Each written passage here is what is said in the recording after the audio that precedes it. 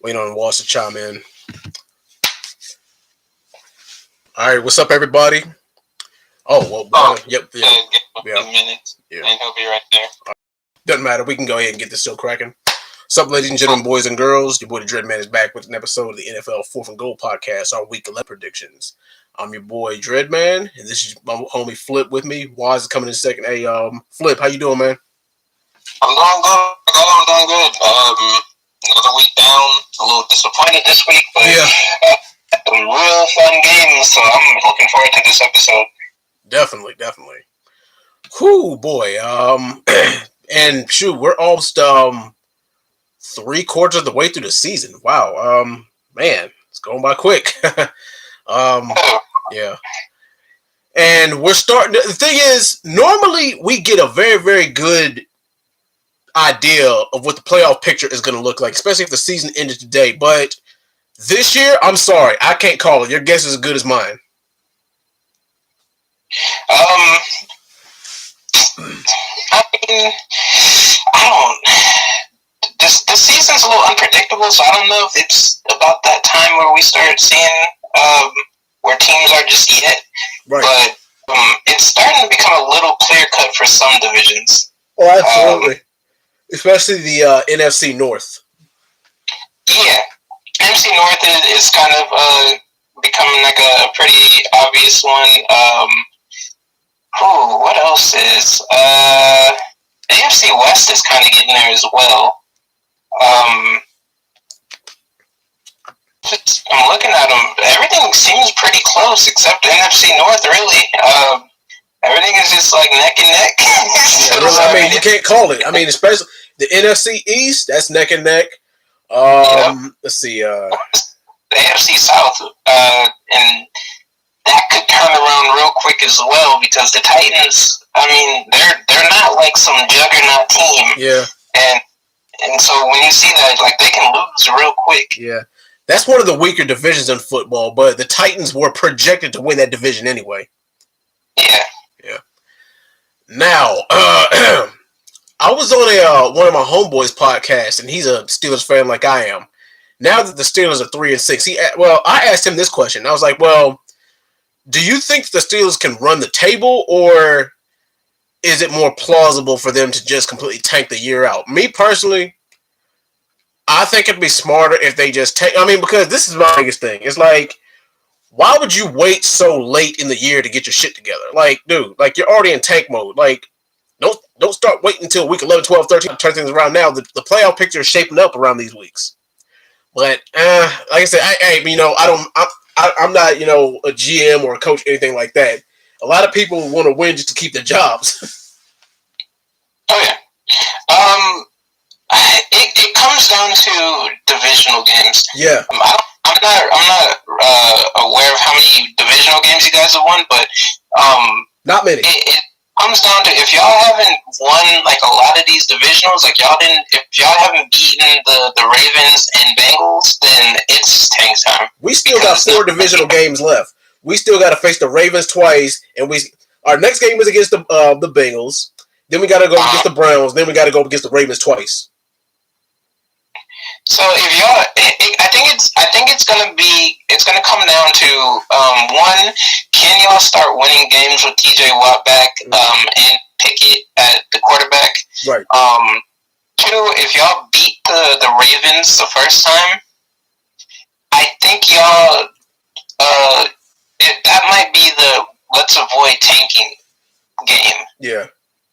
Because if you guys can beat the Bengals and the Ravens once, you can at least like get off in the tiebreaker. So it's like you beat the Bengals and Ravens, and then that shows you, hey, we can win this division. We've beaten these teams, and we're able to run the table because there's still about 8 games left. Yeah. I would say. But see, here's the thing: is it's going to be just like last year. Our season finale, the last game of the season, is our away game against the Ravens. And the thing is, even if the Pittsburgh Steelers do run the table, they're still going to need some help. I think the help is that your defense is getting healthier. Minka has to come back soon. Yeah. Like, you need Minka Fitzpatrick to pull this off. Yes, definitely. So being hurt right now isn't the greatest, but the shining light in this is that TJ Watt is back. And we know if TJ Watt is on the field, he can make a difference in those games. Yeah. Now, as far as the LA Chargers, do they make a wild card spot? I say 75% chance yes, 25% chance no. It comes down to how we do in the second half. Yeah, because I don't see y'all winning y'all's division. I'm sorry. Well, you know what? Hold on. It comes down to next week. This week. This week, I mean. If we can beat the Chiefs this week, which I was saying last week that they were going to sit Keenan, they weren't going to play Bosa, they were going to wait until this week to start playing those guys, and you start seeing them. They're starting to practice now. They're doing limited practices. You're starting to see that there's a chance that these guys can play. And so if they're out there for this game and we beat the Chiefs, then I don't know if we're going to hit the wild card spot off of just that, but there's a chance we could maybe sneak up into the division. Wow. I count because it's like a 1-1 situation at that point, and it comes down to divisional record, and we've beaten the Broncos and Raiders both. Mm-hmm. We only to the Chiefs, so we beat the Chiefs one more time. We can kind of plan for a tiebreaker, you know? Yeah, but even if that's the case, with 8 more games left, y'all are gonna have to count on the Chiefs to drop at least 2 more games, at least, and that's not against y'all. Yeah. Well, I mean, if we beat them this week, it's 1 game because. But y'all will still have to win out. The thing is, like, either y'all have to win out, or y'all just gotta make sure that y'all are half a game ahead of the Chiefs. Running the table, just like because the Chiefs aren't gonna lose. No. Many games from this point on. Especially looking at their record, no. Mm-mm. I mean, exactly. look at their schedule, yeah. So my best guess is we have to win this week, or else I don't see us winning the division. No. And it's going to be tough to get into those wild card spots. Yeah, definitely. I'm the same way. All right, let's go ahead and get into last week. Game of the week. Oh, yeah. The game of the week is easy. It's the Bills game. Yeah, I gotta say this. Like I said, the Vikings were a quiet 7-1, but I think they just put everybody on notice. Oh yeah, 100%. I think a lot of people didn't take the Vikings are switching offense to a more pass-happy offense. They're going to put the ball in Kirk's hands and trust him. They realize that giving Dalvin that 25 carry games, it's not going to work with him because his shoulders are messed up right now. Like even now, he's playing with a harness on his shoulder. So I think that was the thing that kind of changed it for them. Their defense, they got Zadarius Smith. Their defense is solid. Harrison Smith is still out there, but they just needed to become more pass happy because you got Justin Jefferson. He's top in the league. You have to trust Kirk to get him the ball. You have to trust Kirk to be that quarterback because in this league, you really can't win a Super Bowl off of just running the ball. No. You have to show that you can throw the ball on these defenses. So, they proved that this week that they can match up with the Bills, and I think that's what, like you said, they were a quiet 7-1. Now they're a pretty loud 8-1. Yeah. All right, Waz just popped in. What was your game of the week last week? Yeah, very, very clear. Minnesota Buffalo. Yeah. That was incredible to watch. Incredible choke job by Buffalo right at the end of the game. Yeah. I mean, initially I thought Minnesota was choking, but Buffalo just had to take it out of their hands with that snap fumble.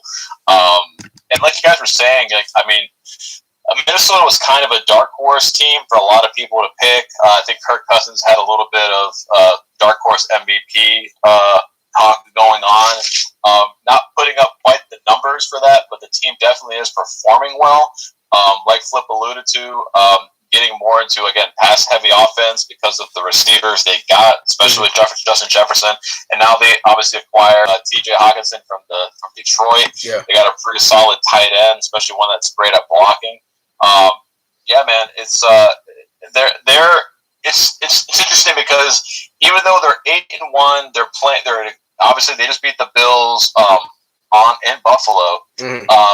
I still, if this is the 1 seed, if this is a potential 1 seed team in the NFC, I still think that outside of maybe one playoff win, I don't know if I'm gonna rock with them to make it to the Super Bowl, maybe to the NFC title game. Yeah. But I still think that a team like San Francisco, a team maybe like the Bucks can still catch them. I still think that in the playoffs it's going to be a completely different story. We already know what the situation is with Cousins in a primetime spot. Yeah. So 8-1, great record, great game against the Buffalo team. But I think this again, as much of a good regular season as this team's going to have, and as they have been having, I think come postseason it's going to be they're gonna maybe fall apart, especially with some of the kicking issues and special teams that they showed. Definitely. All right, now most improved team of the week for me is got to be the Green Bay Packers. I don't know what the heck it is, but the Packers continue to be the Dallas Cowboys kryptonite. And the thing is, everybody's like, well, old man Rodgers, he's not playing like he used to, and he doesn't have a primetime type of wide receiver like a Devontae Adams, but he's making do with what with Alan Lazard and Christian Watson. Oh man, like Watson really did step up. Now whether he can replicate that performance throughout the season is a different story. But yeah, that's my most improved team of the week. Flip, what about you? Most improved team. You actually probably could give it to. You can give it to several teams. Actually, I mean. That is true. I feel like deserves this week. I want to say, damn. Let me go see. Let me go refresh. Let's take this one. Sorry. Yeah. For me, I'm gonna go with the Commanders. The Washington.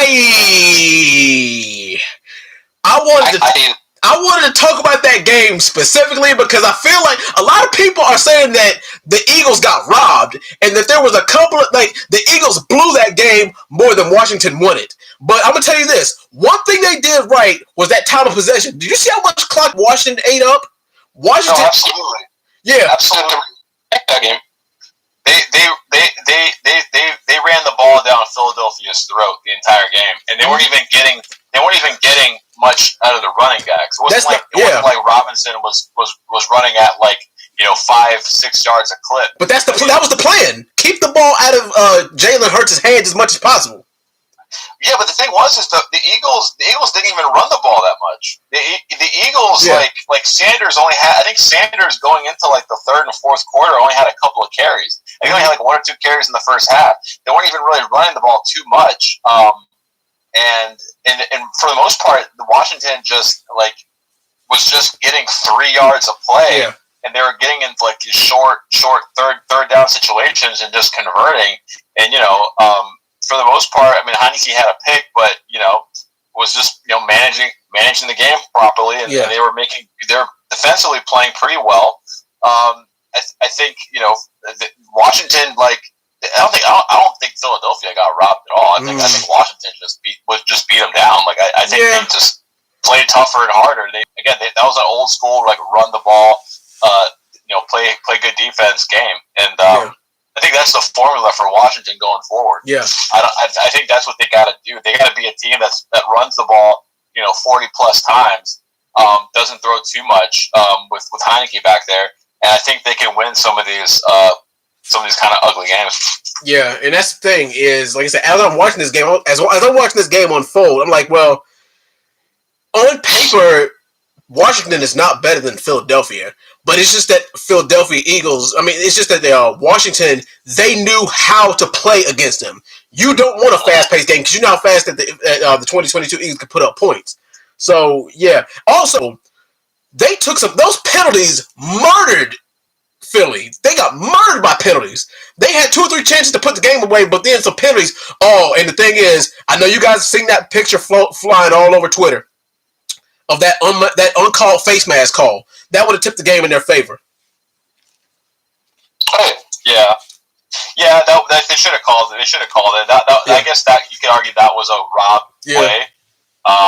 And the late hit one too. Well, even though the late hit, on Taylor Heineke, that one was that was kind of 50-50. But thing is, you can only stop the momentum so much. But thing is, you know what? I'll give you that. I will give them the late hit. But one thing I can't excuse is the non-call face mask, the non-face mask call. In real time, that late hit looked justified. But then when they showed it in replays and slow mo, you could definitely see that the defender was pulling up and not trying to target, full force at him. But in real time, it looked like a legit flag. But yeah. Yeah. All right, Flip. What was your most improved team of the week? Most improved team. I'm probably gonna go. And this sounds maybe a little weird because they shouldn't be the most improved team, but to go with the Bucks here, I think we're starting to see the Bucks that might scare the league, the Bucks that we expected to see this year. The O-line is getting healthier. We see that Godwin is getting healthier out there. Julio is actually looking like Julio. Yeah. I know Mike Evans. He was a little banged up at the end with the rib injury, but he was still out there performing. The defense was actually back to looking like the defense. They stopped Kenneth Walker out there, and I think that was the Seahawks' bread and butter. They wanted to run on this Bucks team that's been getting run on by a lot of these teams the past few weeks. So when I see that, I see a team that can make some waves in the playoffs if they actually make it there. Which, I mean, in that division, it looks like they're pretty set. So, most improved team, I'll probably go with the Bucks here because it's looking like the Bucks we expected. All right. Now for the ever so coveted choke of the week. You could probably give it to 2 or 3 teams there, but I'm gonna go with the obvious choke of the week. The Bills. Yeah. Or you could go Cowboys as well. Go in Dallas. Yeah. You're not supposed to beat that Dallas team. Yeah, but then again, it was at Lambeau Field against Aaron Rodgers. Like I said, the Packers are for some reason the Cowboys' kryptonite. But yeah, either one of those will do. But yeah, I'm gonna go ahead and go Bills with the choke of the week. Flip, what about you? This wasn't like last year with the Cardinals where everyone was like, "Oh, Aaron Rodgers doesn't have his receivers. He's gonna look terrible." No, this was Aaron Rodgers is washed up. Oh, he needs to retire. His receivers are garbage. No chemistry with them. They should have just went with Jordan Love. They made the right decision with Jordan Love. It's time to go, Aaron Rodgers. Yeah, Lil Wayne tweeting, "Rest in peace, Aaron Rodgers." Yeah. All this stuff. And you're going up against the Cowboys team that has CeeDee Lamb, Michael Gallup, Tony Pollard's back there, which we all agree that Tony Pollard is a better runner than Ezekiel Elliott. Probably. Now, you Dak back. He's healthy. He can throw again. We saw that the week before. And you still have the number one defense, arguably, in the league. And you let Aaron Rodgers beat you. You let the Green Bay Packers beat you. That's inexcusable. You let them take it to overtime on you. Yeah, the team scored lead in the fourth. Yeah, they did. But like I said, you can't count Aaron. I don't give a damn. You can't count Aaron Rodgers out, no matter how down he looks this year. It's obvious this is a down year for him. But at Lambeau, you can't count him out. Like I said, I've said it once, I've said it a million times. They always find ways to pull out games against Dallas. Yeah, but come on now. I mean, there's no ifs, ands, or buts about it. The Packers have got the Cowboys number. This might be the most stacked Dallas team we've seen since the Des dropped it era.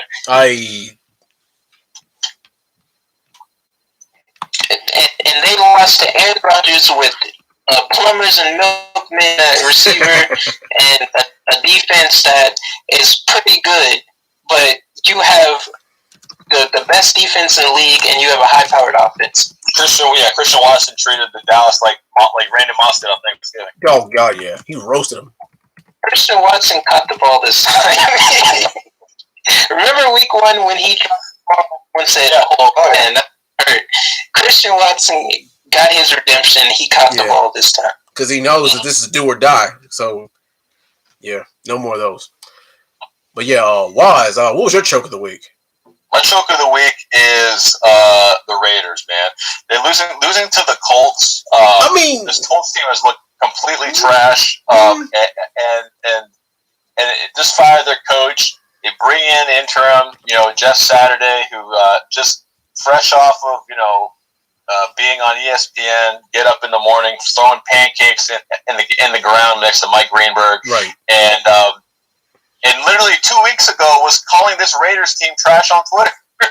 Yeah. And then he goes out there and beats them. How do you let this guy beat you? Which is much, with at least the talent on the offensive side, it doesn't make sense. I know they brought Matt Ryan back, and maybe was a little bit of telltale sign. Matt Ryan probably didn't get a fair shake with Frank Wright previously. Matt Ryan probably shouldn't have gotten benched, but still, it was just a poor showing, man. You damn near had freaking Derek Carr crying in the press conference afterwards. It's just, man, seriously.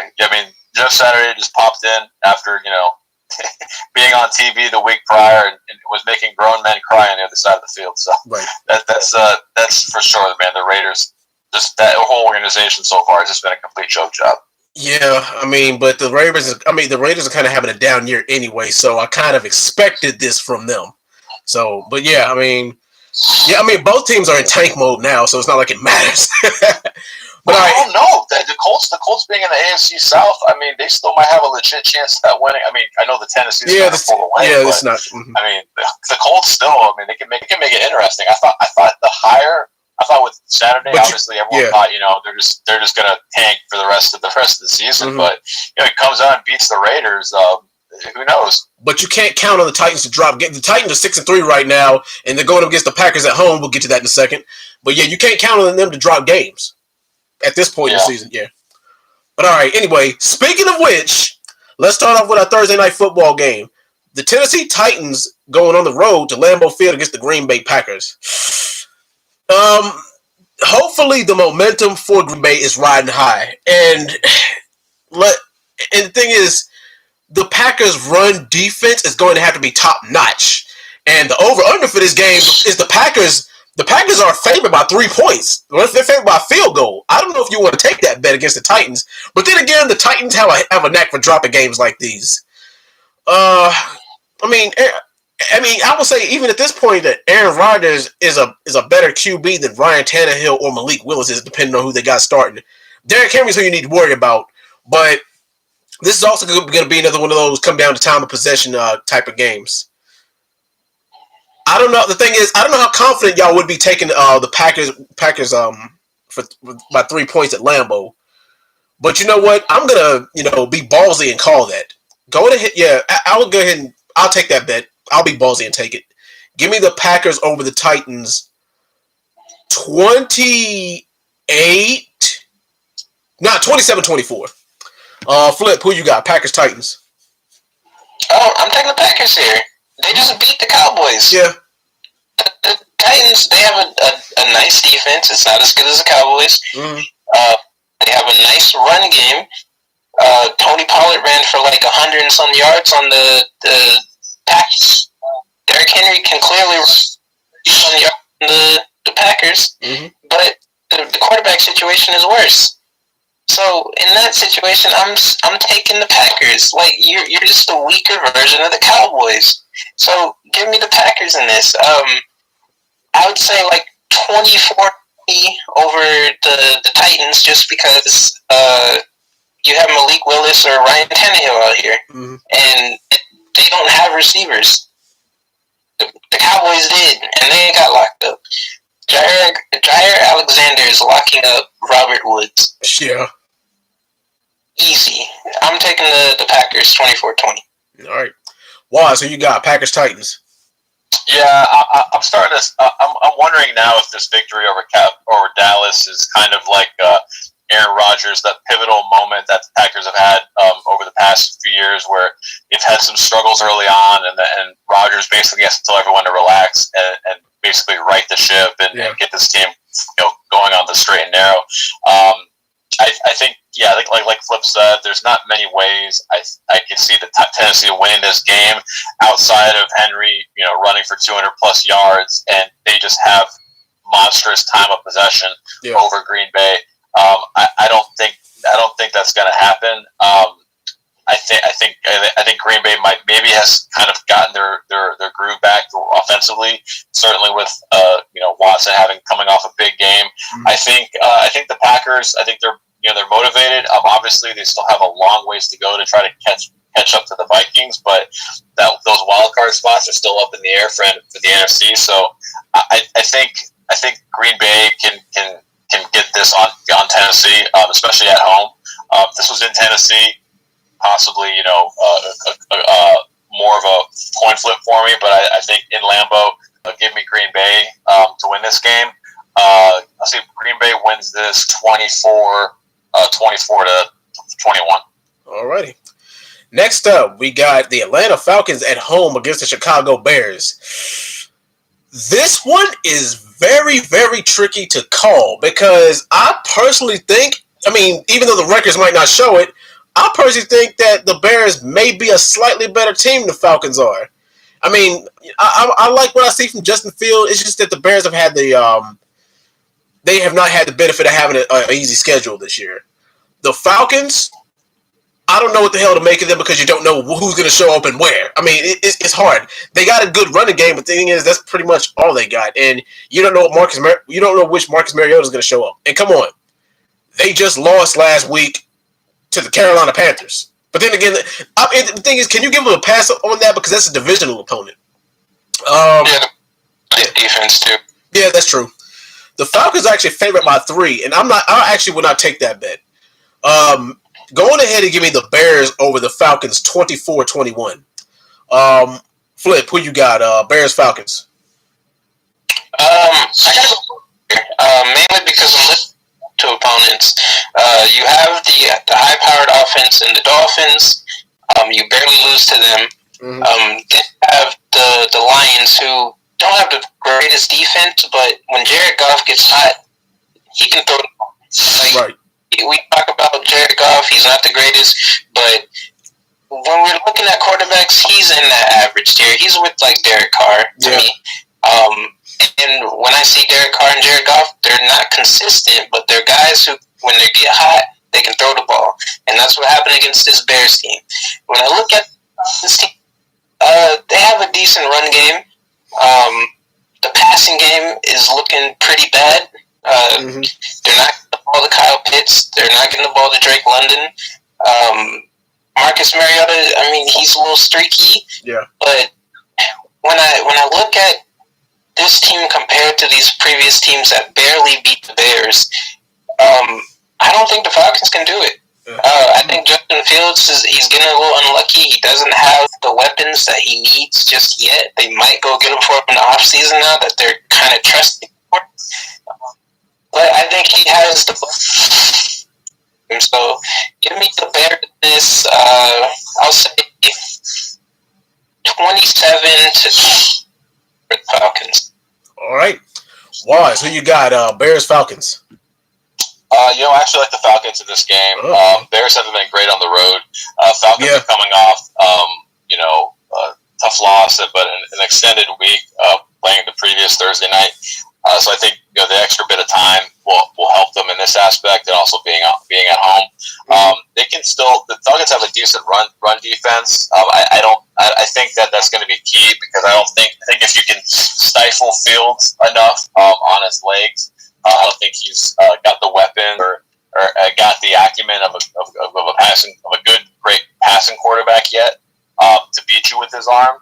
So I think that's going to be the main point here is they're gonna basically force Fields to just kind of be more of a pocket passer with their run D, keep them kind of confined in that QB box and stifle them a little bit. That being said, I do like some of the receiving options more so with the Falcons. Mariota is pretty streaky. He's had 1 or 2 good games, but he's been he's had a few bad games as well. I I'm leaning towards them having a better game this week, coming off of a loss. Chicago, again, also coming off a loss, but that was more so. It felt like it was more of a they kind of blew that game. Yeah, I don't think they were getting the brakes beaten off of them. So give me the Falcons. I like the Falcons to win this game. If I say Falcons win this game, 20-17. All right. Next up, we got the Buffalo Bills at home against the Cleveland Browns. This was pretty much an open and shut case. I mean, the Bills, they got embarrassed last week. Well, they didn't get embarrassed, but they lost in embarrassing fashion last week because there was a couple of opportunities that could have been easily avoided, and they lost the game. So, yeah. The Cleveland Browns, there's not really that much to say about it. Well, actually, you know what? They got one more week before Deshaun Watson comes back. So, we'll see how that goes. But for me, the Bills, they got too much firepower and they're way too much. They pretty much beat them in all categories. Go ahead and give me Buffalo in this game, 31-23 over the Browns. Flip, who you got? Browns, Bills. Yeah, I gotta go Bills here. I thought there was a little concern with Josh Allen's arm, but it looked like he's throwing just fine out there. Yeah, if Deshaun Watson was out there, I might lean towards giving the Browns a little shot, maybe like an underdog play or something. But right. With Brissett out there, I don't know if David Njoku's going to be back out there. Tre'Davious White's probably going to be on Amari Cooper. It really depends on can Nick Chubb run over this team, which he can, but I think when you're trying to like pair a run game versus a team that can just throw the ball on you at will, it's kind of hard to pick the running team. So I can't see the Bills losing twice here. Give me Buffalo in this 31-24 over the Browns. All right, Waz, who you got? Browns, Bills. Yeah, Bills should win this going away. The Bills just got embarrassed by Miami last week. I can certainly see the Bills being able to put up somewhat similar offensive numbers against Cleveland. They're not going to be much competition on the offensive side for them until Deshaun comes back. Until Deshaun comes back off suspension. There is concerns obviously with Josh Allen and that injury. Obviously, I think his MVP stock's taken a hit over the last few weeks. This could be a bounce back game for him. We'll definitely see, have a better idea of his health going forward after this game. But I don't think he's going to need to do too much to beat the Browns. But I still think I still think the Bills do put the beat down on them. Give me the Bills to win this game. I'll say Bills win this game 31-17. All right. Next up, you got the Indianapolis Colts at home against the Philadelphia Eagles. The Eagles just suffered their first loss at a team who arguably is better than the Colts. But see, here's the thing. This game is going to be a lot harder to call than people think it is. It's going to be closer than people think it is. Because the Colts are 4-5-1, and they're not really to be slept on. And they've snuck out a couple of wins against teams that they should not have beaten. One of those teams being the Kansas City. And the thing is, it was a home game for the Colts, too. So the Eagles might not want to take them lightly. They might want to watch out. I know everybody's like, well, on paper, the Colts are not as good as them. That's true. But with the right strategy, and, the thing is, I don't want to say the blueprint has been laid on how to beat the Eagles, but I'm pretty sure that the Colts and Jeff Saturday is taking notes. That defense is really going to have to step up, but they're going to have to disrupt Jalen Hurts in all kind of ways. They're going to have to make one dimensional and just run the damn ball. The Eagles, they just have to, open up the passing game. All they got to do is just burn the hell out of the Colts secondary because it can be done. Once you get past that, boom. And then also you got to put Matt Ryan, because he's starting to put Matt Ryan on his ass. Like I said, I got this game being closer than a lot of people got it. But go ahead and give me the Eagles 28-23 over the Colts. Who you got? Eagles, Colts. Eagles, Colts. I'm not sure anymore. Yeah, that's what I'm saying. It's going to be harder than you think to call this one. Oh man. Yeah. Not even because Jeff Saturday or anything. It's Jonathan Taylor. I'm not sure if it was just the Raiders have a bad run defense or what. No, Jonathan Taylor's just that good. Here. Yeah. And him to finally come out, it makes me wonder: is he gonna keep doing this now, or is he going back into hiding? The Eagles' run defense is not bad. Brian Robinson I think he had like 20 carries for like 70 yards or something. So it's not like they're just some terrible run defense. It's just that they got outplayed. Yeah. This Colts team, they're not a division rival, so they don't really play them as much as Washington does. This might have just kind of been like one of those, fluky new coach, new kind of games. It's we've seen it before, and blown out. And Matt Ryan against his secondary, the Raiders just suck.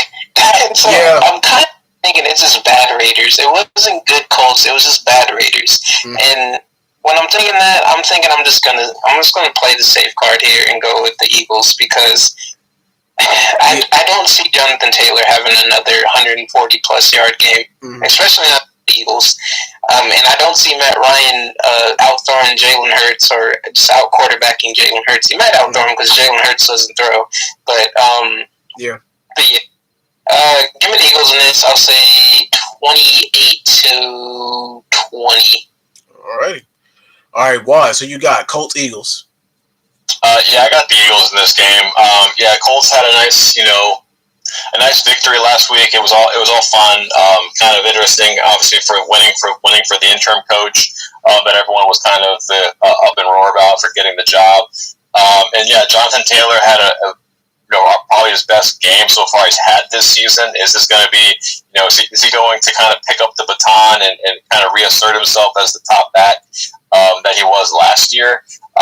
That would be nice to see. But again, this Eagles defense is no slouch. And I think the key, obviously, is going to be that secondary. They got a great secondary. I think Matt Ryan is going to be seeing ghosts. Playing against that team. I don't think the Colts can put up the points that the Eagles can. They're not kind of outside of Taylor, being able to put up monster yards. I don't think he can single-handedly beat this Eagles team. Obviously, Eagles coming off a tough loss, coming off their first loss. I think they're going to be highly motivated. I feel the Eagles coming back with a bounce back win. Right. I think they take care of business. Give me Philadelphia to win this game, 27-21. All right. Next up, you got the New York Jets going on the road against the New England Patriots. The Patriots, I don't really know what to make of them this year, and the New York Jets are sitting pretty at 6-3 right now. I did not expect. I expect this to be like 4-5 right now, but they're 6-3. I'm impressed. I'm not even gonna lie. And the thing is, Zach Wilson is looking pretty damn good.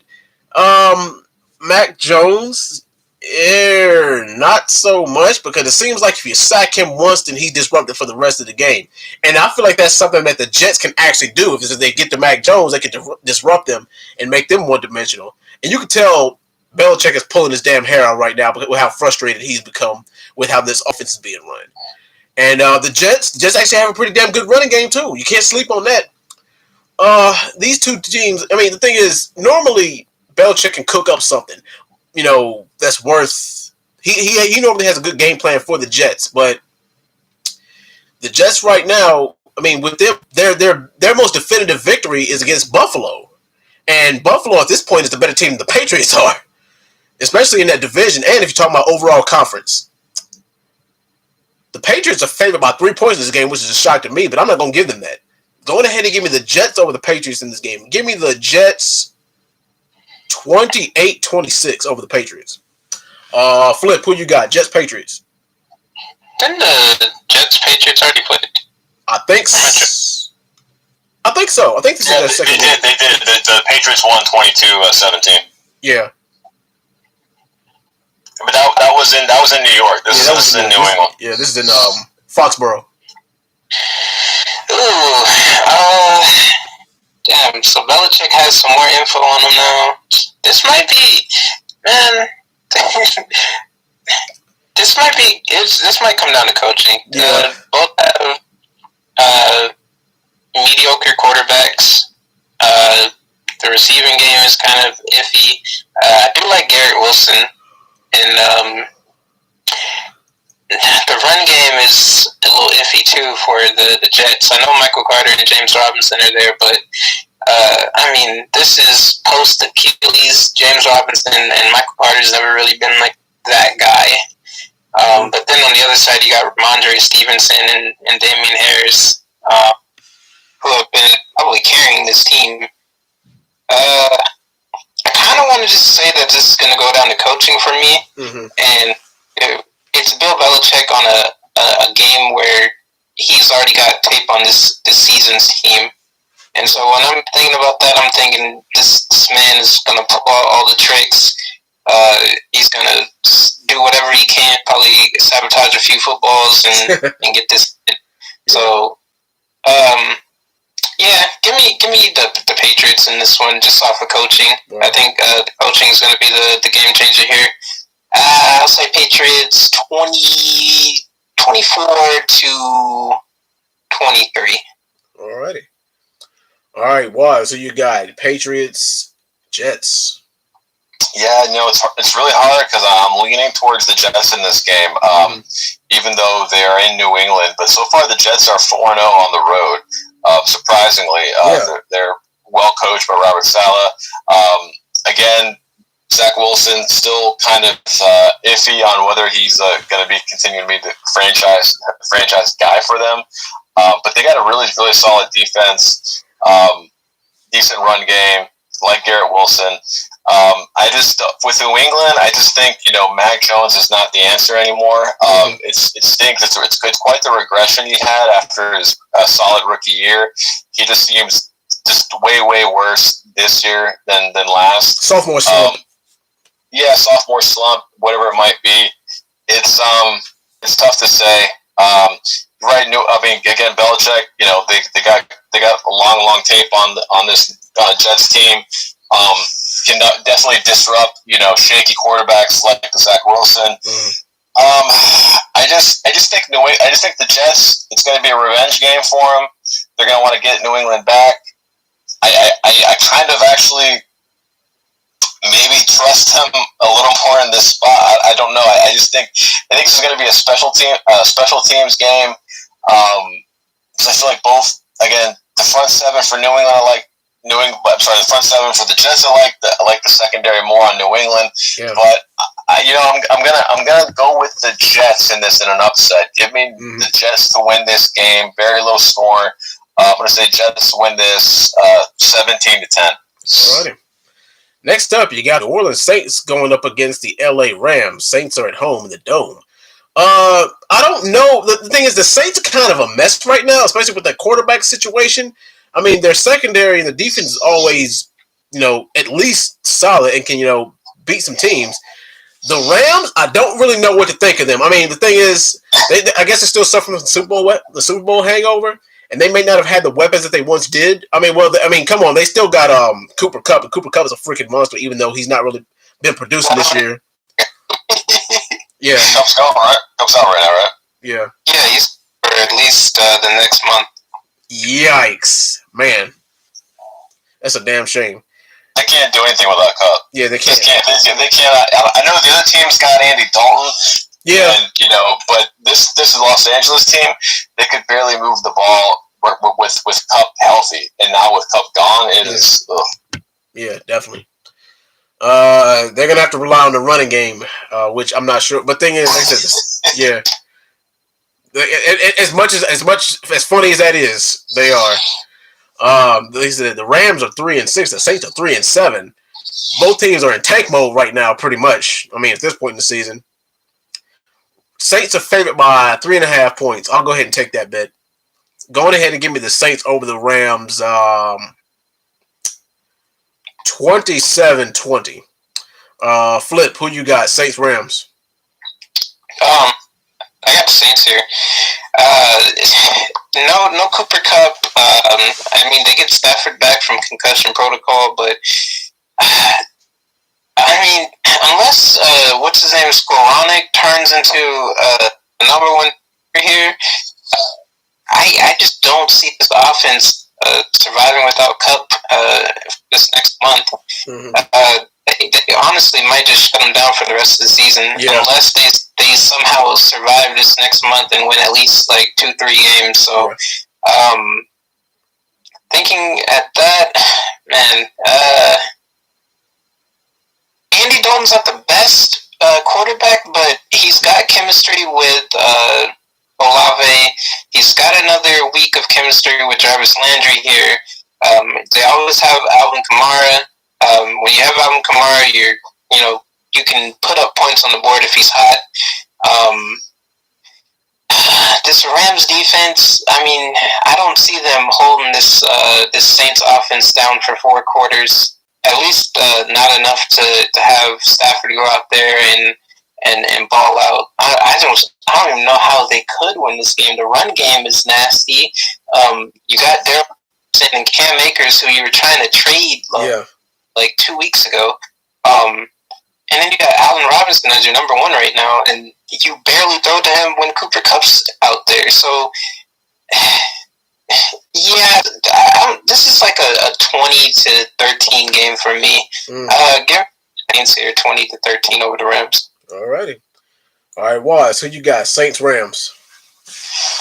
Yeah, I got the Saints, and it's just because I just don't think this Rams team can do anything right now. I mean, looking at their last 3 games,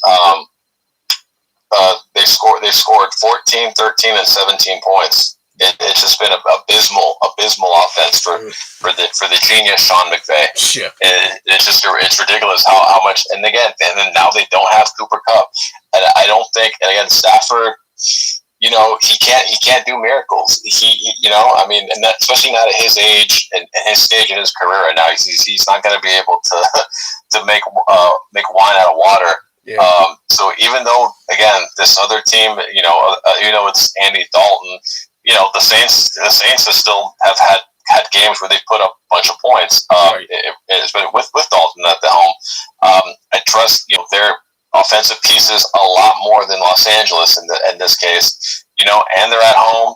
Yeah, give me the Saints. Give me the Saints all day in this game. I say the Saints win this game 24-17. All righty. Next up, we got the Detroit Lions going on the road against the New York Giants. Man. The Lions are 3-6, but they're better than a lot of people give them credit for. A lot of people are still arguing whether the New York Giants are legit or not, and I'm ready to go ahead and give them that legit crown. But yeah, and the thing is, like, it's hot in the AFC. I mean, it's hot in the NFC East right now. The Cowboys and the Eagles, they might want to watch out because the Giants are right on their tail. And the thing is, the Giants are solid all around. Now, whether they can replicate this if they get to the postseason, because I still think they can get that. They can definitely get a wild card spot where they are right now, especially if the season ended today. But the Lions probably could be one of those weird teams that could steal a win from them. I mean, especially with the way that they're playing. They're just another one of these teams that have the benefit of having a tough schedule, at least for them. But then again, this is a home game for the Giants, and the Giants are favored by 3. But I'll go ahead and give them 6 points over the Lions. Give me the New York Giants 27-20 over the Lions. All right, Flip, who you got? Giants, Lions. I got the Giants here. I'm just kind of thinking about it right now. Lions. The offense is nice. This could be an upset game. The Giants are bound to lose 1 more, at least. Oh, yeah. This might be a game when I'm thinking about it. When I'm thinking about it, the game plan is to stop Saquon. If you stop Saquon, it makes Danny Dimes not really throw dimes out there. Yeah. When I'm thinking about this Lions team, it's the offense is good enough to put up points. Jamal Williams and DeAndre Swift are a nice 1-2 punch. The issue is Swift healthy? I think he's getting healthier by the week. You got DJ Chark probably coming back maybe this week. That's a good thing. But you still got Josh Reynolds, you still got Amon-Ra St. Brown, and we see what St. Brown can do. He's kind of shaping up to be that number one receiver in the league line. So I'm gonna go with the upset here. Wow. I don't know. I don't know if they're the underdogs in this game, but I'm assuming they are. So give me the Lions in this game, 27-23 over the Giants. Wow. All right. Wow. So you got Lions, Giants. Yeah, it's interesting. I like both coaches for both teams, but I think we'll give the coaching edge to New York D-ball. I think that they'll be able to handle the. I think defensively they'll be able to stifle Detroit a little bit. Detroit has had some games where they've looked pretty good offensively, but then others where they've stalled out a bit. And that tends to happen against good defenses. New England, Dallas, they look pretty crappy offensively. Jared Goff just did not look great. I think the Giants might be able to put the clamps on them a little bit, even with some of their offensive pieces that Flip mentioned. Again, Saquon is having a pretty solid comeback year so far this season. I think that continues. New York's at home. Again, just only favored by 3. I think that's I think they're still not getting much credit from Las Vegas. I think they're certainly better than 3 points against Detroit. Give me New York to win this game, 27-17. All righty. Next up, we got the Carolina Panthers going on the road to face the Baltimore Ravens. This one is kind of an open and shut case because Panthers sitting 3-7 right now. They don't have a running game to speak of. They let Christian McCaffrey go, and their quarterback situation is a revolving door, and their defense is a shell of what it once was. Going up against the Baltimore Ravens, they have pretty damn good receivers, and they got freaking Lamar Jackson. Case closed. There's not really that much to say about that. The only way that the Ravens lose this game is that they completely just, implode on themselves and just completely just piss this game away by making mistakes, which I don't really see them doing.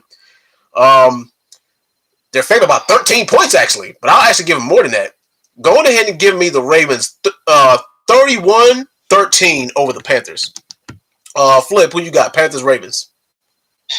Panthers, Ravens.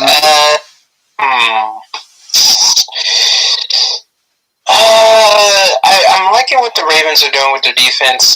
They're pulling in more guys. What did they get? I think right. They brought him in for last week, and he was in there and stuff in the run game for the Ravens, which I think him a lot. This Panthers team, I'm kind of thinking they're just fluky.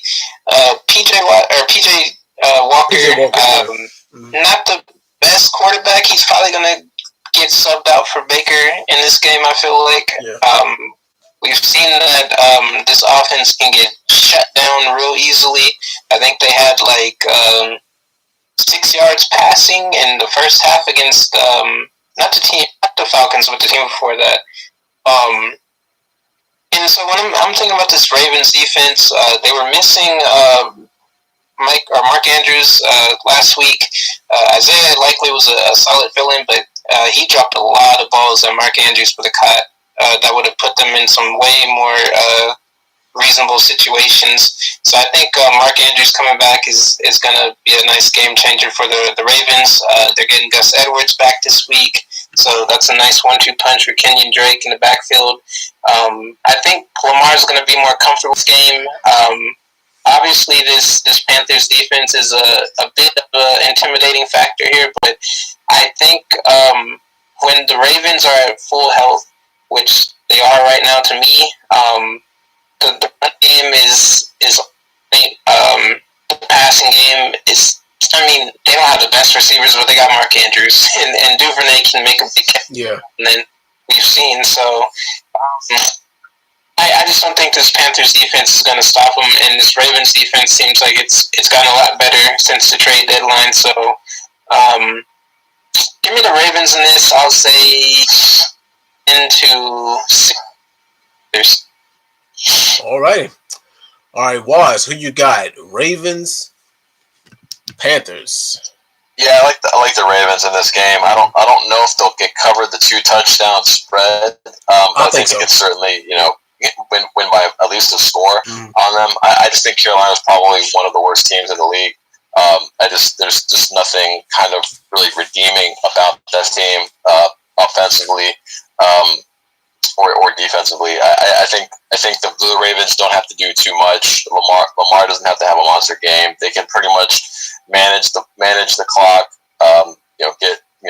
Get multiple carries for Gus Edwards just coming back, and take care of business at home. Again, Panthers have not won a road game yet. Baltimore just coming off a bye, extra rested. I like this spot for Baltimore. Give me Baltimore to win this.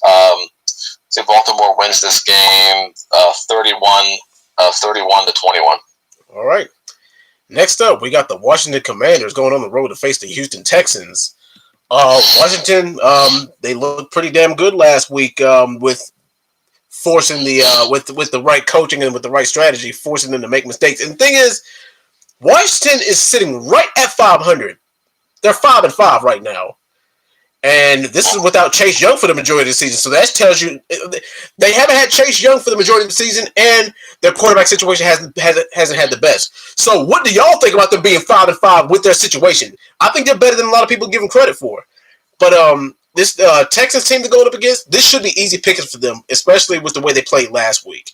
Because the Texans don't really have anything that, is scary or anything that'll make you want to watch out for it. I mean, and Washington is all around solid. I mean, even with Taylor Heineke at the helm. So going ahead and give me Washington, let's say 24-14 over the Texans. All right, Flip, who you got? Washington, Texans. I gotta go Washington here. I'm a fan of the Texans this season. I like Damian Pierce. Well, let me just say I'm a fan of Damian Pierce. I'm not really a fan of the Texans this season. But Washington's run defense has been pretty solid. Do I think they're going to shut down Damian Pierce? No. Do I think they're going to do enough to win this game? Yeah, probably. The Houston run defense is terrible, so I could see Antonio Gibson and Brian Robinson having a field day right there. And when you can have your run game on fire, the passing game is so much easier, especially for Taylor Heineke. He can get the ball to McLaurin. They got Jahan Dotson out there. They got Curtis Samuel. This team is not bad. I think they've had a couple bad games because defensively they're not the greatest, and Carson Wentz had a few duds. But this team is solid. If Carson Wentz didn't, choke a lot, I would say this team would probably be 6-7 wins. So think of that. This Houston team, they really can't stop the run. They can't stop the pass. I don't know how they were in that game with the Eagles, but I kind of predicted that the Commanders would be neck and neck with the Eagles, and they ended up winning. Yeah. So when I think of that, I got to go with the Commanders here. Unless Damian Pierce has like a 200-yard game, Davis Mills can somehow turn it around and get the ball to Nico Collins and Brandon Cook. I don't see them winning this. So I'll say Commanders for Texans 23-14. Alrighty. All right, Waz, who you got? Texans, Commanders. Yeah, I like the Commanders in this spot. I just think the margin of error for the Commanders to win this game is just greater than what the Houston has. There's not many ways that Houston could win this game outside of a monster game from Pierce and unless Mills goes out of his mind. But that's just very, very slim chances of happening. Washington, for the most part, their formula, what they did against the Eagles, they could apply in this game. Give at least 40 carries to your running backs. Maintain possession. possession for a good chunk of the game, get 40 minutes plus. You don't have to force Heineke to do too much, and they should win this game solidly. I think Houston right now, they're probably in that tank mode right now. They're going to be looking for a quarterback. They're going to be looking for good picks. This coming up draft season. Yeah. In the O-line. I just think Washington, with the way they played, solid victory against Philadelphia last week. I think that carries on into this week. Give me Washington to win this game. I'll say 24 to 13. All right. Next up, you got the Pittsburgh Steelers at home against the Cincinnati Bengals. The first one was a barn burner, and it was at Cincinnati. TJ Watt is back. They had a very, very good ground game, and that they're gonna if the Steelers want to win, they're gonna have to replicate that running game performance. But will they be able to do that against Cincy?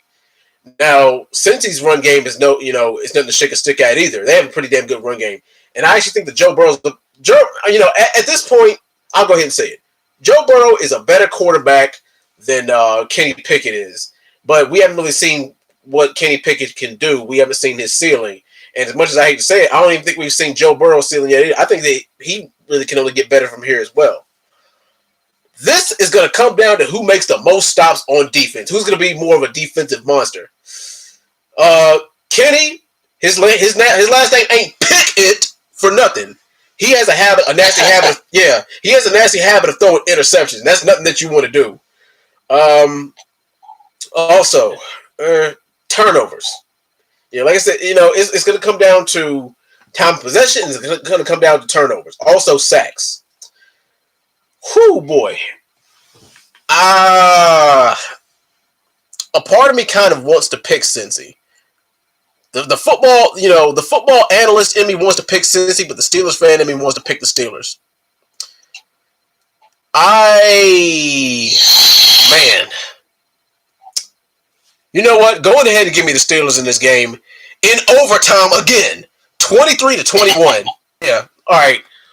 I actually see this being another overtime game, but I got the Steelers winning by 2 points, 23-21 over Cincy. All right, Flip. You got them winning in overtime by 2? Yes. So you got me in the safety in overtime.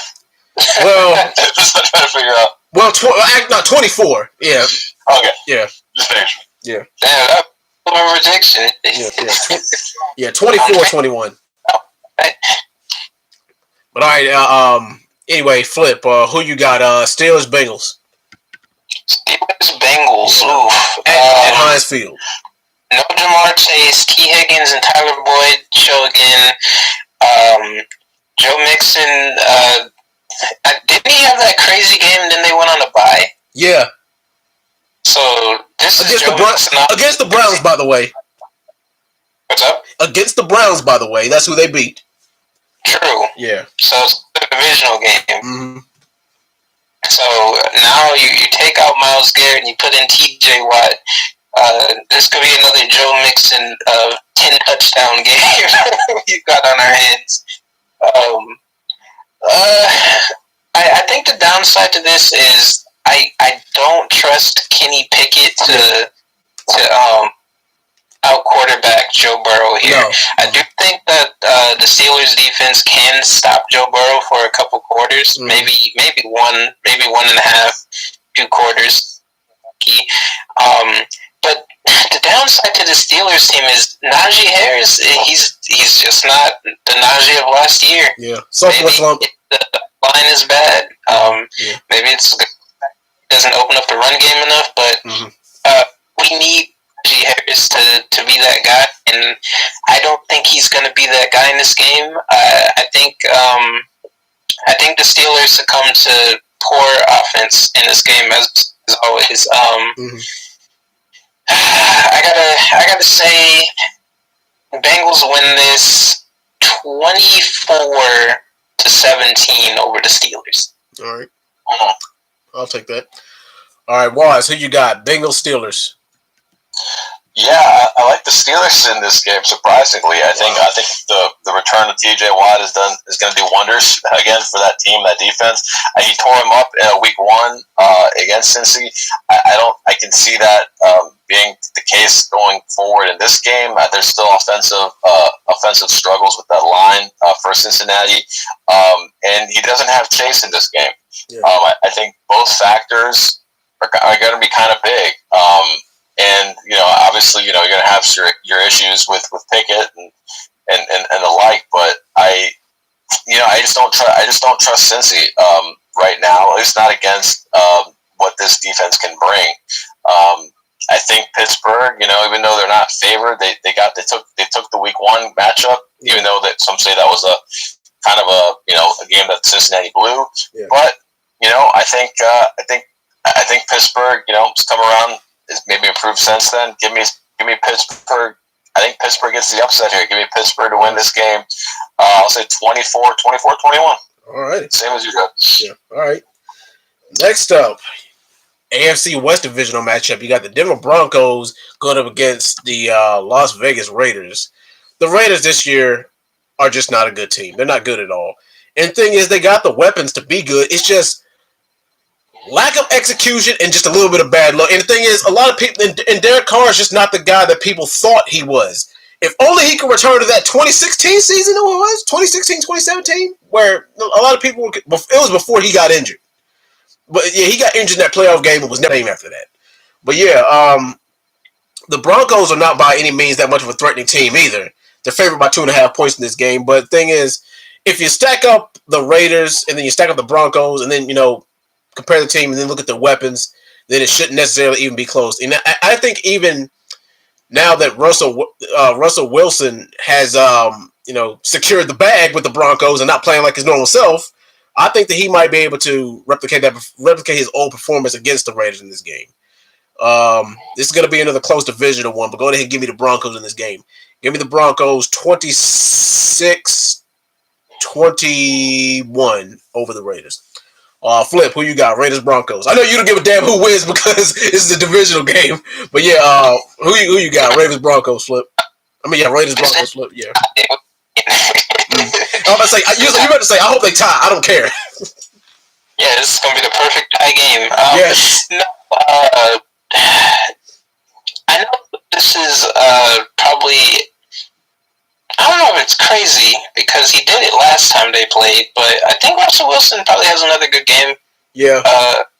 Against this team. I don't know if Jerry Jeudy went down again. Is Jerry Jeudy hurt for this game? I think he's out. Yeah. I don't think he's out. That might be nasty. But I think he was hurt for the last time they played. Mm-hmm. No, he was there. He was in that game the last time they played. Damn, that kind of throws a wrench in my plan. Close game because Derek Carr sucks. Yeah. Devontae Adder, Patrick Surtain, by the way, probably is going to win Defensive Player of the Year, or he's a candidate to win it. I think the only thing that snubs him is the record for the team.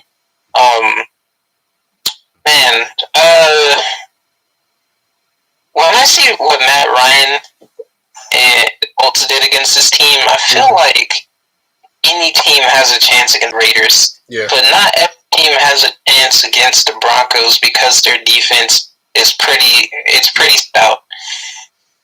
And we've seen Derek Carr have some dud games where he just doesn't get the ball to Devontae Adams, or they fall behind and they abandon the run game, which is pretty much what they should never do because Josh Jacobs is probably the second best player on that team. I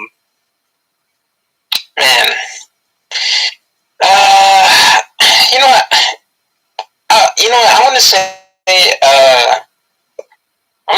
the Broncos beat them 2-0. They 2-0 this year, just because I'm not a fan of the Raiders anyway. Yeah. Give me the Broncos in this. I'll say 21-20 over the Raiders. All right, I'll see that. Wise, who you got? Raiders, Broncos. Yeah, I just think I like the Broncos in this game. I think they're just defensively they're a really, really solid defensive team. I think I think I saw some stat line where I think if like the Broncos had scored at least they scored at least 18 points or something to that effect. They'd only have like 2 losses or something to that effect. They scored at least 18 points in all their games. They'd only have like 2 losses, which is crazy. I think they'll be able to shut down the Raiders. The Raiders just looked abysmal.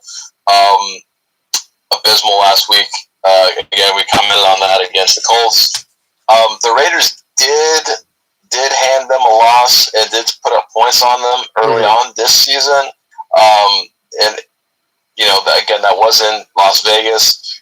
This is going to be in Denver. I think there'll be the mile high advantage. The Raiders have not won yet on the road yet as well. Russell Wilson has looked pretty subpar so far this season. Has definitely not lived up to the haul that Denver had to shell out to get him. I think we talked about it. He might be without Judy this game. He's still showing questionable. But I think still defensively, I think with the run game, I think they can still do enough to beat Las Vegas. Just Las Vegas just seems to be a team that's spiraling downward. Early on the season, they were losing games, and it felt like they were still they were still a good team that was just catching bad breaks, and that they would definitely, they would come back to the mean and start winning games, but just hasn't happened. I think there's going to be a low scoring game, but I think that favors Denver. Give me Denver to win the game. Say 17-13. Alrighty. Next up, we got a potential game of the week here. We got the Minnesota Vikings at home against the Dallas Cowboys. And for some strange reason, the Dallas Cowboys are favored by 1.5 points. Yeah, that's the. I'm looking at that right now, and I'm like, how? Very strange. Yeah, I know. Yeah, I guess because a lot of people are still questioning the legitimacy of the Minnesota Vikings, but the Vikings just had the win of the year, and you can't. I mean, as much as you want to say it, you can't deny them anymore. And I think the reason why is because a lot of people don't see the Cowboys losing 2 games in a row. If they were to lose a second game in a row, it would be this one. I mean, a lot of people are sleeping on Kirk O'Banks. That's what they're calling him now. I don't know if y'all see the TikTok. Yeah, I don't know if y'all see the TikTok. Yeah, I don't know if y'all see the TikToks or whatever, but but yeah. And the thing is, oh my Lord, Justin Jefferson, who the hell are they going to get to cover him? I don't know. I mean, they gonna probably have to double team him. But I guess you could say the same thing about CD Lamb. If both of these teams drop 28 points, it would not surprise me at all.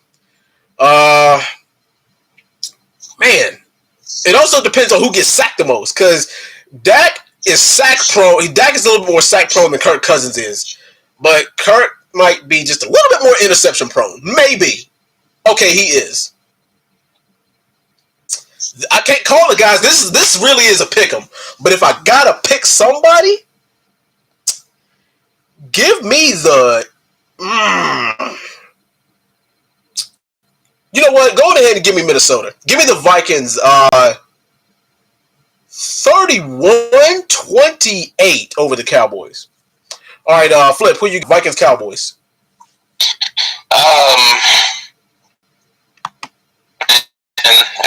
After this last game that the Cowboys lost, I think it's going to be a close game, just because I think that if Christian Watson catches that ball in week 1, we have a close game between the Packers and the Vikings. I built the momentum in that game. Man, like you said, I don't see Trayvon Diggs locking down Justin Jefferson. No. I feel like Justin Jefferson might embarrass him, honestly. On the other hand, man, CD Lamb, he's good, but I don't know if he's Justin Jefferson good. He's like that second tier. Like, he's not up there with Diggs, Devontae, and Jefferson and Cup and those guys. Yeah. And Dak hasn't really. I mean, Dak puts up points, but I don't know. Like, there's just something about Dak that just pisses me off. This is gonna be a fun game though. It's Dak versus Kirk. Cowboys have a great pass defense, great pass rush. I think the thing here is going to be the run games. I think it comes down to can Zeke and Pollard versus Dalvin Cook. Which team is going to have their run game open up the pass game and get these offenses going? My money is on the Vikings. Give me the Vikings 1-20 over the Cowboys. All right. So you got Cowboys Vikings. I'm gonna pick the Cowboys just because I tend to look at when it comes to some of these games where it's two good teams. I try to look at what happened previously and kind of look at a certain trend. Mm-hmm. So Minnesota won a game where coincidentally they took kind of a choke job for the Bills on their part. They had to basically fumble a snap. A lot of things kind of had to happen for Minnesota to win that game. It was an exhilarating game, a great victory for them. Meanwhile, Dallas kind of had a choke job. They had a 2-score lead on a Green Bay team that was just collapsing. Now, granted, Dallas has no business being favored. On the road, that is completely weird. I have no idea about that line. That's ridiculous. But Vegas tends to kind of have a good grasp and insight on how these games tend to kind of play out normally. So I will defer to them in a little bit in that realm. Defensively, I do like Dallas. Flip alluded to, again, Jefferson can still torch that secondary, but I think it will be a matter of getting Micah Parsons, getting Cousins space enough to where Cousins is not able to be an effective thrower and get Jefferson the rock. I think that's definitely possible. I think the formula for Dallas, as it has been in most of their success with Dak at the helm, is they need to definitely run the ball more than they're throwing it. I think Dak is some talk show people have kind of alluded to Dak being a potential kind of weak link for this Dallas team. I think they're the best when they're running the ball a lot, whether it's Elliott or Pollard back there. I think they need to basically make this a low scoring game where they're just managing the clock. Dak's not having to do too much, and forcing a Cousins to kind of have to come from behind. I think that's going to be the key there. Granted, Cousins in Minnesota they did it last week, but as we saw, Minnesota did they failed on a QB sneak, and if Buffalo doesn't fumble, then this week we're talking about how Minnesota screwed it up, and Cousins couldn't score with the game on the line. So it is interesting how things can how the narrative can shift through just a play or two here. So give me back to this game. I like Dallas. I think Dallas will want to bounce back after that tough loss to Green Bay. I think Minnesota's going to be flying high, and I think they have to come back. They have to come down to earth at some point. I think this is a spot for it. Give me Dallas to win this game. I'll say Dallas wins this game 27-24. All righty. Next up, primetime divisional game. We got the Kansas City Chiefs, this time on the road against the LA Chargers. Now, if the Chiefs were to drop a game, it would be this one. But for some strange reason, I don't know why, but the Chargers can't seem to get over the Chiefs' hump. And the thing is, they got the weapons to do it. And not to mention that the Chiefs have they've dropped 2 games this year. One of them being to a team that's a bottom tier team in the Colts, but they've been in some dogfights this year. I mean, they really have. And I'm not saying that Kansas City isn't legitimate, because they are, but this is gonna be another game where they struggle against the Chargers. Now, I actually see the Chargers taking somewhat of an early lead or keeping it neck and neck until the end. Whether they can maintain that is a whole other story. And that's what it's going to come down to. It's going to be another one of those games where it comes down to who has the ball last and come down to that one final play. And it's going to come down to can the Chargers hold on to that lead? Can they not drop that lead? Whew. You know what? Yeah, I'm going to do it. Go ahead and give me the Chargers in this game. Give me the Chargers 26-20. You know what? Yeah, 26-24. Flip, who you got? Chiefs, Chargers. Chiefs Chargers at 124. I'm not jinxing my team. I'm not picking the Chargers. Every time I pick the Chargers, they lose. Chiefs are gonna win 31-24. Do I know why? Nope. Do I know why the Chargers are gonna lose? Nope. I think you know why. They're gonna win 31-24. I repeat, the Chiefs are gonna win 31-24. That is. All right. Boss. Chiefs, Chargers. Yeah, I'll take that score. Granted, I think the spread right now 6 points. It struck down. I think earlier in the week it was at 7. Now it's at 5.5. I think it's more in line. I don't think the Chiefs beat the Chargers by a touchdown, but I think they do. I think 5.5 points is probably about right. Yeah, the Chiefs just. I mean, they again, Mahomes. For me, at least, in my point, I think he's the front runner right now for MVP. Just how he's performed late. The Chargers, I had high hopes for the team offensively. Just injuries have definitely affected them. Not just at the receiving core, but obviously Herbert and what he's had to deal with the ribs and all that, and still recovering. I'm just, until we can see flatness, and we can see Herbert how he was performing at his peak. I just don't think they're going to compete and beat and excel against these elite teams. And I think the Chiefs are one of the elite teams, one of the Super Bowl contenders. I don't think the Chargers can hang with them right now as it stands.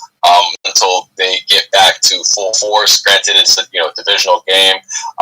That week 2 loss to the Chiefs, argue that was one of their better games, and that was in a loss. I think the Chiefs. Will take care of business, even though they're on the road, but it's not really the road. It's that's them. They just don't. The Chiefs fans just don't. The Chargers fans just don't come out for them. There's probably going to be a lot of red in that stadium. It's going to be like a Arrowhead light in that stadium. Just even with the injuries that I think the Chiefs have right now at the receiving core with Juju. I think Juju might be out. Not sure about Hardman, but they got Coney. They got Coney from the Giants. I think they'll be okay. I think for some reason Mahomes is showing that he can still be great without a Tyreek Hill lining up there. So give me the Chiefs to win this game. I'll say the Chiefs win 28-24. All right. Last but not least, the Monday night game. You got the Arizona Cardinals at home against the San Francisco 49ers. Niners are currently favored by 8 points in this game. And the thing is, I don't know what's up with Kyler Murray lately, but actually, you know what? I do know what is up with him. Is he doesn't trust his O-line, so he's scrambling like crazy, and it's making his throws inaccurate. And the thing is, he's throwing up prayers, hoping somebody catches something. And luckily for him, he's got DeAndre Hopkins, because DeAndre Hopkins can make all kinds of circus catches. But what was that? And he's short. Yeah, that too. Don't forget that. It's hard for a 5'9", 180-pound quarterback to see over a line of 6'5", 6'6", 300-pound lineman. But that's a whole other story. But the 49ers, they are 5-4, and they're a pretty damn solid team. And should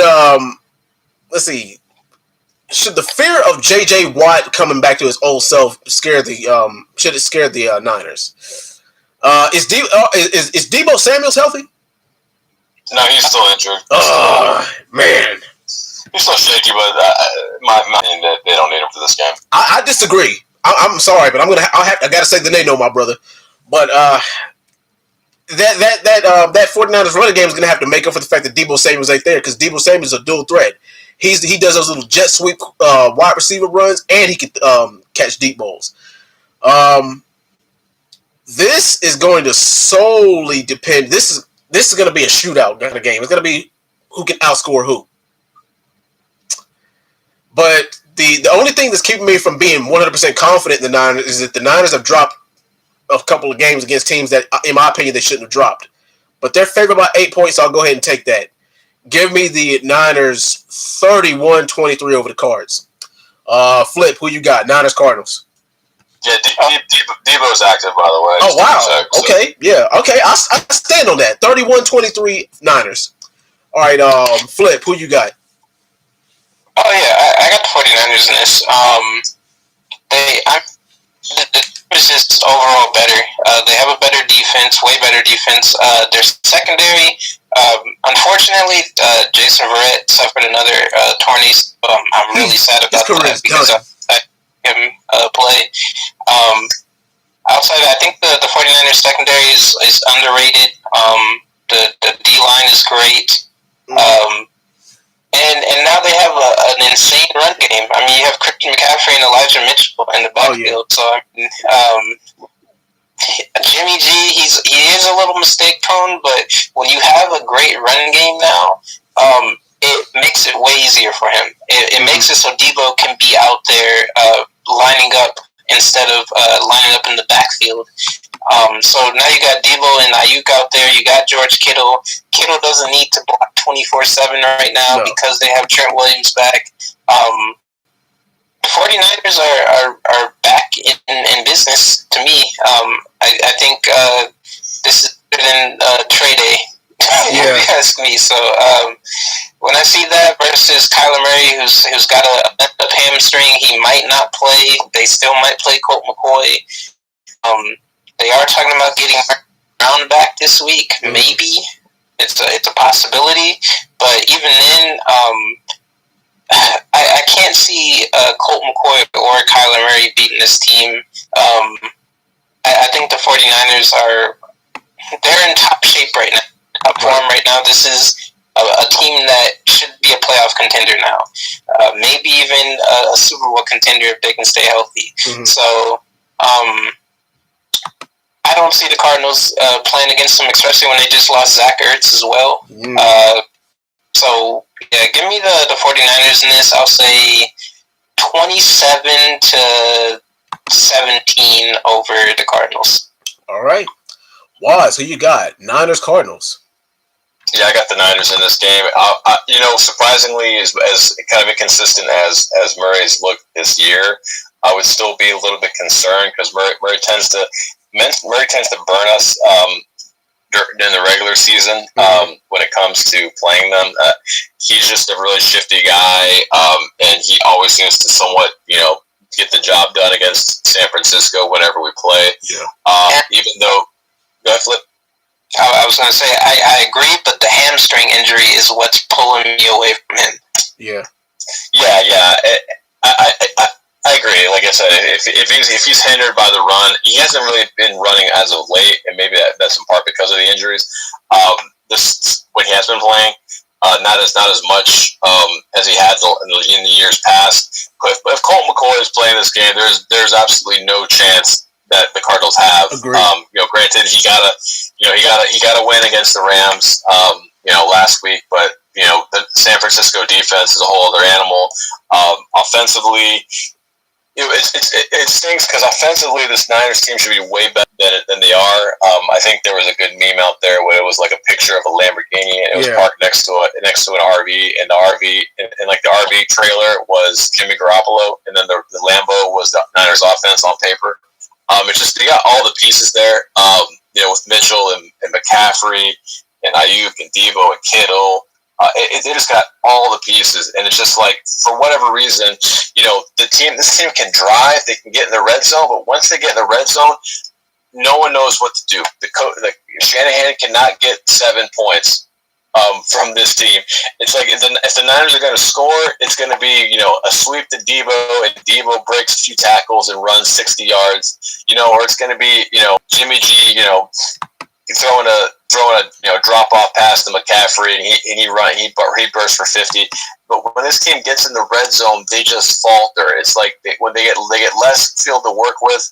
Shanahan gets his genius, his vision, the offensive scheme. They just don't. It seems to just not be successful, and that's something that they need to figure out that when it comes time for the postseason. But for this Cardinals game, I just see again run heavy game, especially with Mitchell being back. Run heavy game, not having to do too much for Jimmy G. He doesn't really even need to look 15 yards down the field anymore. Yeah.